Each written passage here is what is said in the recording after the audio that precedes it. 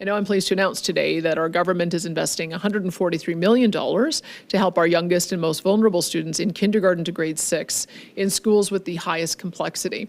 This will support the creation of up to 476 complexity teams, each one made up of 1 teacher and 2 education assistants that will be deployed to high complexity classrooms across the province to provide teachers with more support and students with more one-on-one attention. The addition of complexity teams, teachers and educational assistants working directly in classrooms provides immediate, practical support where it is needed most, particularly in the early years.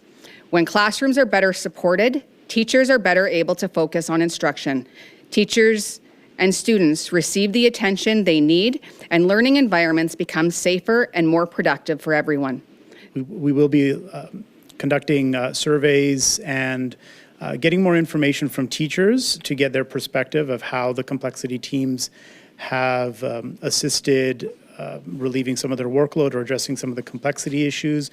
We will also be looking at more quantifiable type of data. So for example, the number of interventions that the complexity team has conducted, the number of disruptions in a classroom or in a school setting. So we will be looking at both qualitative and quantitative information to assess the effectiveness and success of the teams. Always knew we had to address complexity. That's why the minister had put the committee together. We knew that we had to get a lot deeper than just having some kind of arbitrary pupil-teacher ratio written into a contract, because as you've seen, we can say we have an average pupil-teacher ratio of 25, but that's not the problem solved. We actually have to now dig deeper and find out how we address the complexity issues. So we always intended to do that. I think it's a shame that the work got delayed because of the labor disruption, but I hope that teachers have some comfort that we heard them and we're acting on it. And I guess we'll see as this rolls out, the kind of difference it makes. And I hope we hear some really positive stories.